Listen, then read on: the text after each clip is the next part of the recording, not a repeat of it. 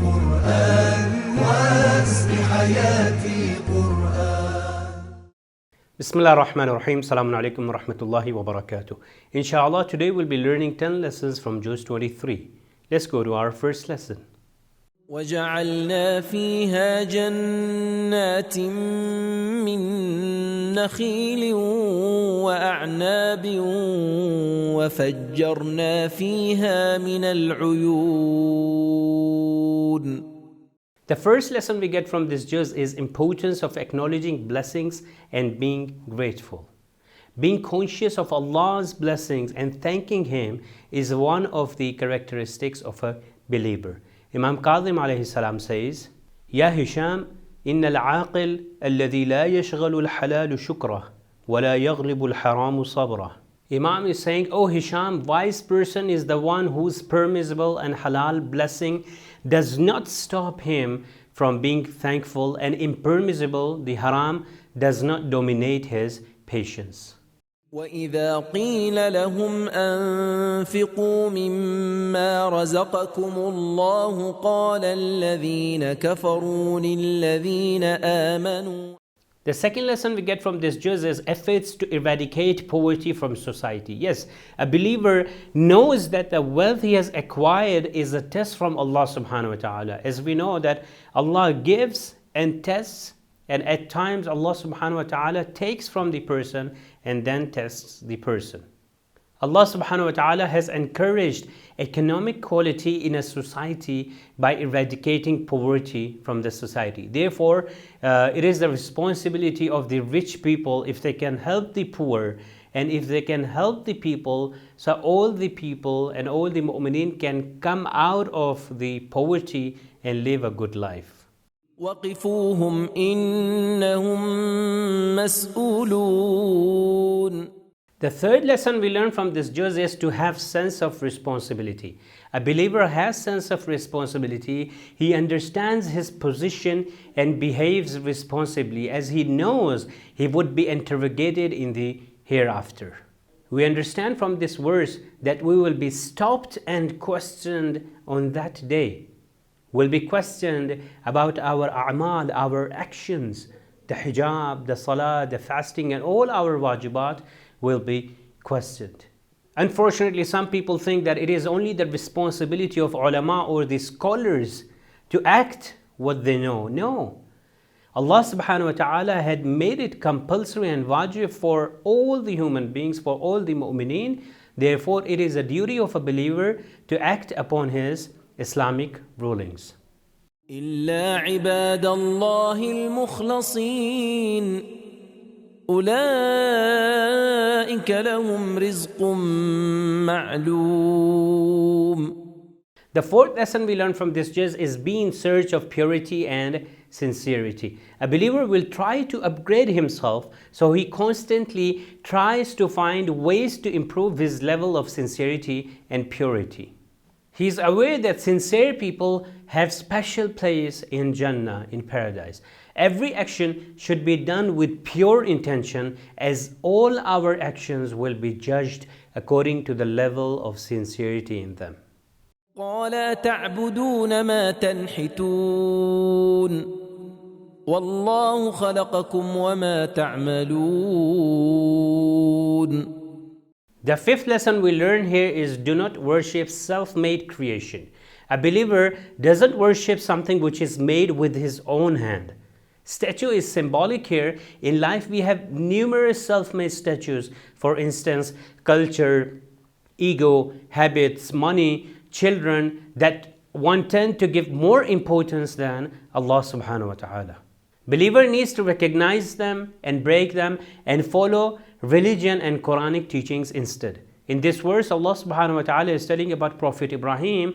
Prophet Ibrahim told the idol worshippers that, do you worship what you have made yourself? Therefore, a mu'min must be careful not to worship what we make from our own hands or such as cultures. فلما بلغ معه السعي قال يا بني إني أرى في المنام أني أذبحك فانظر ماذا ترى. The sixth lesson we learn from this juz is be submissive to the commands of Allah subhanahu wa ta'ala, just like the prophets. In this verse, it is mentioned when Prophet Ibrahim alayhi salam saw the dream, he told the Prophet Ismail that I have seen this dream. And Hazrat Ismail said, do what you have been commanded, and inshallah you'll find me amongst the sabirin. Islam means submission. A believer surrender to rules and regulations of religion just like the prophets of Allah subhanahu wa ta'ala did. Whatever Allah has commanded, a believer should follow as he would be in gain both in this world and in the hereafter. اصبر على ما يقولون واذكر عبدنا داود ذا الأيد إنه أواب. The seventh lesson we learn from this juz is expressing need before the self-sufficient. Always ask for help only from Allah subhanahu wa ta'ala, as He is needless. A believer knows that one of the attributes of Allah subhanahu wa ta'ala is as-samad, one who does not need anything and everything else needs Him. So it is incumbent upon us to rely on Allah subhanahu wa ta'ala for all our needs. In this verse, one of the attributes of Prophet Dawud alayhi salam is mentioned, which is awwab. Awwab means to turn or return towards certain thing with your will. In other words, awwab, it means when someone prays a lot to Allah subhanahu wa ta'ala. Prophet Dawud alayhi salam used to pray to Allah all the time. That's the reason he is called as awwab. وخذ بيدك ضغثا فاضرب به ولا تحنث إنا وجدناه صابرا نعم العبد إنه أواب. The eighth lesson we learn from this juz is be patient like Prophet Ayyub alayhi salam. As we know that Shaitan saw Prophet Ayyub used to worship, he told Allah that since Prophet Ayyub has health, Prophet Ayyub has wealth, children and everything, that is the reason that Prophet Ayyub is worshipping you. Allah subhanahu wa ta'ala tested and showed the people that beside the things being taken away from Prophet Ayyub, but Prophet Ayyub had that sabr and did not leave worshipping Allah subhanahu wa ta'ala. Someone asked Imam Sadiq alayhi salam why Prophet Ayyub was inflicted with so much trouble. Imam answered, he was inflicted with trouble because of his thankfulness to Allah subhanahu wa ta'ala, and it was a test. إنا أخلصناهم بخالصة ذكر الدار.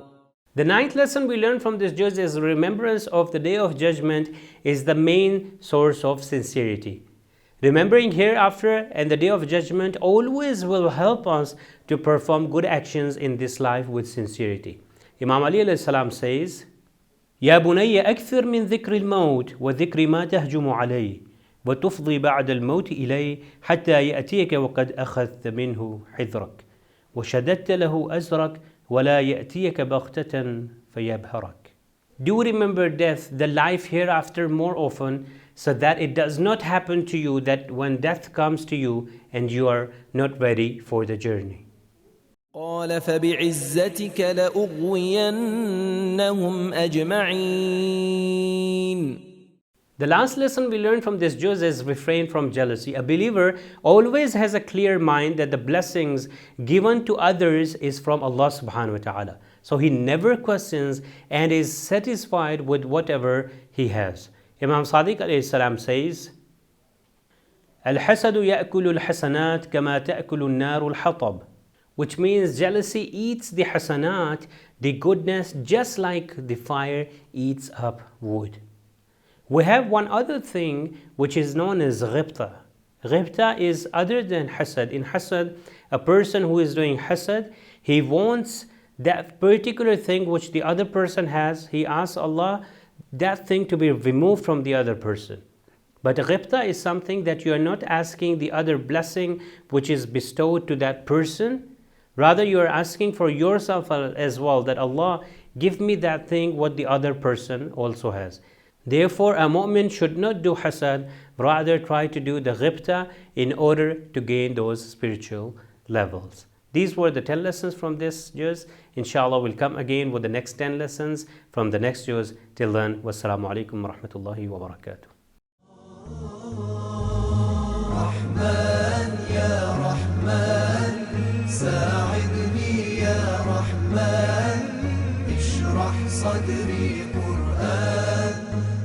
يملأ قلبي قرآن واسق حياتي قرآن. رحمن يا رحمن